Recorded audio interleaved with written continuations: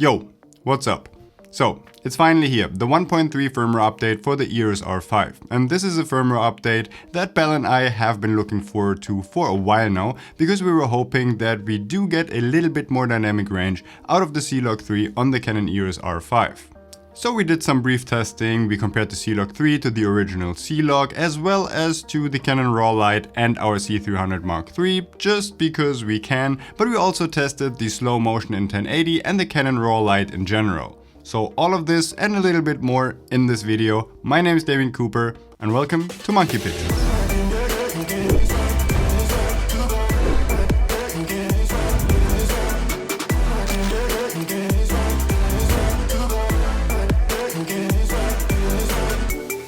So first disclaimer, most of this is pretty unscientific and I was more testing it towards a real world use that I could see myself using this camera in and if I can see a difference. Oh, and by the way, all of the footage you see here in this video is color graded with our custom Canon LUT packs that you can find on our website. Link is in the description below.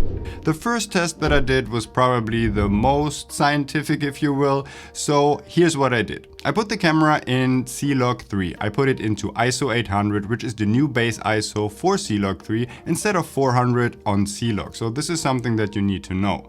Then I exposed for the highlights. So I just exposed so that it just wouldn't clip. So in theory, if the C-Log 3 has more dynamic range, especially in the highlights than the original C-Log, when switching it over to C-Log, it should blow out the highlights. So in doing this test, I obviously compensated for the different base ISO when switching over to C-Log by just closing down the aperture. But now if we switch from C-Log 3 to the original C-Log and we're looking at the waveforms, we can definitely see a spike in the highlights. So we do have more dynamic range in the highlights.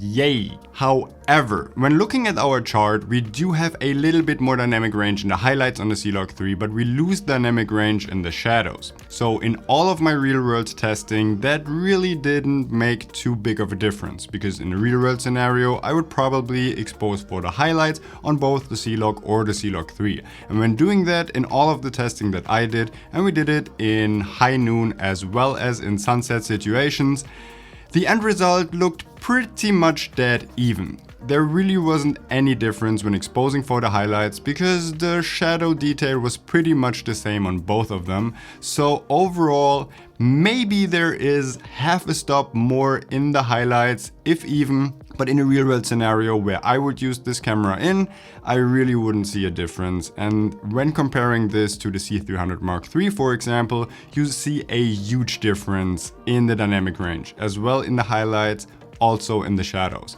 So overall, I wouldn't really say that we gained any more dynamic range in theory. We just switched the dynamic range spectrum from the highlights to the shadows and vice versa. Which I think is really unfortunate because I was really looking forward to getting a little bit more dynamic range. But I also did initial tests on the Canon Raw to the H.265 and even there I couldn't really see that big of a difference. It's not as mind-blowing as the difference between the Canon C300 Mark III and the EOS R5, where you can clearly see a huge difference in dynamic range in pretty much every scenario I throw these two cameras in side by side. Here, when comparing the C-Log to the C-Log 3, you really need to look for it and maybe be in the perfect situation where you can actually make use of this half stop more of dynamic range in the highlights. But as I've already stated, in a real world scenario, you really don't see any improvement.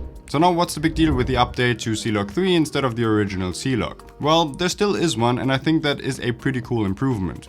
I personally shoot a lot with the EOS R5 alongside my Canon C300 Mark III, especially for multicam interview settings.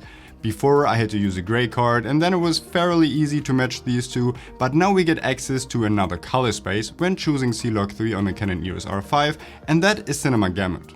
And that is also the preferred color space that I use whenever I use a Canon cinema camera like the Canon C300 Mark III, C70 or Canon C200. And now it's way easier to just match these two in post because now we have the same color spectrum. And you can see the difference very clearly in this shot, for example. The one is shot with the original C-Log on the R5 and the other one is shot with C-Log 3 in Cinema Gamut. And you can see that the colors are way more natural and are also matching way easier to the Canon C300 it, where we have natural blues instead of a lot of greenish orange colors on the original C-Log. You can also clearly see a difference in colors in general on the C-Log 3 compared to the C-Log, as the C-Log 3 is a lot flatter. Overall, again, we don't really get a lot more dynamic range, but we do get more flexibility when it comes to color grading, because the C-Log already is pretty saturated, so if you want to change around some colors or do some extensive color grading, C-Log 3 is definitely the better option for you. So now let's move on to the Canon Raw Light implementation, and that is a very welcomed addition to the EOS R5 with the firmware 1.3 update. Before, I thought the 8K RAW was basically borderline unusable with its insane 2.6 gigabit per second bitrate, because it was filling up every CF Express card very quickly. But now at a lowered 1.7 gigabits per second, I think it's still a lot, but it's definitely more manageable. I dropped it into Final Cut Pro 10 with a new Canon Raw plugin update, and unfortunately I still can't play it back on my brand new 2020 iMac that is completely spec'd out. But I didn't really expect it to be, because I can't even play back the 6K files on the Canon C500 Mark II, and the C300 Mark III 4K is basically where it ends for me. Everything with a higher resolution and Canon Raw Light just doesn't work. It might have gotten a little bit smoother to edit, but overall it's still barely uneditable, at least on my iMac. And the last major upgrade in the 1.3 firmware update is the implementation of 1080 slow motion. Me personally, I don't really see myself using this basically ever, because it has 4K up to 120 and I think it just looks way better, so I would always prefer the 4K. But we did some little bit of brief testing and I can say that it actually looks really good. Just out of the top of my head, I actually think that it looks better than the 1080 100 frames on the EOS R6 that we did a little bit of testing on our R6 review. But now I think that is actually a really usable slow motion, especially if you have a lot of light. In low light that might change, but overall I was really pleased by the smoothness as well as the clean image that's coming out of the R5 in 100 frames in 1080. On the EOS R6, I oftentimes saw a lot of moire or even fringing, and at least in this really brief test on the EOS R5, I couldn't really see any of that. So overall, it looked like a really smooth and really nice image. So there were also some minor firmware updates, like implementation of an FTP timer or some other tiny upgrades that I've never used before, so I don't really have an opinion on that. But the big ones were definitely the C-Log 3, the Canon Raw Light, as well as the added slow motion. And we briefly tested all of those. And what's my verdict now? Although I still think it's a really good move for Canon to implement C-Log 3 because of the colors and the easier matching to Canon cinema cameras, I was a little disappointed that we still have a really low dynamic range compared to the competition. Compared to our Canon C300 Mark III, it's absolutely no comparison, and the Canon C300 Mark III blows the dynamic range of the R5 completely out of the water. But even looking at the competition in other brands like the Sony a7S III, which is roughly the same price point, or the Sony a1, they all have much better dynamic range in the video department than our EOS R5, which is a bummer, because that is definitely one of, if not the biggest thing, that would prevent me from using the EOS R5 as my main video camera when I had to choose one. The 8K RAW Light implementation is definitely also a welcomed one. I hardly ever shoot 8K RAW, but now if you want to, you can definitely do so at a lower bitrate. However, there is a disclaimer by Canon that the Canon Raw Light on the EOS R5 is not the same as it is on the Canon C300 Mark III or other cinema cameras.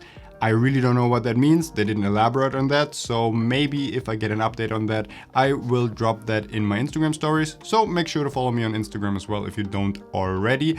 But other than that, I think it still looks gorgeous for the 8K out of the camera.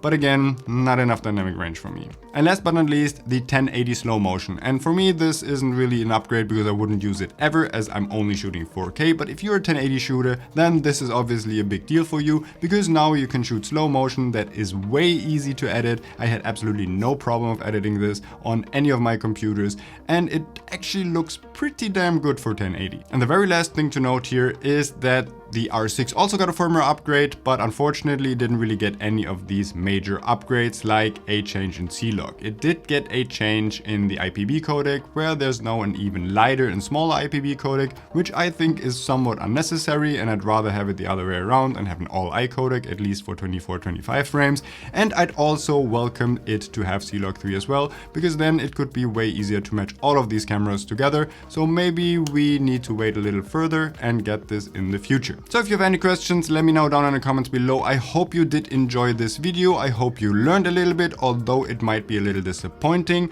from my standpoint of view. But if you did, then please give this video a thumbs up because it really helps the channel grow. Subscribe for more, and I hope to see you on the next one.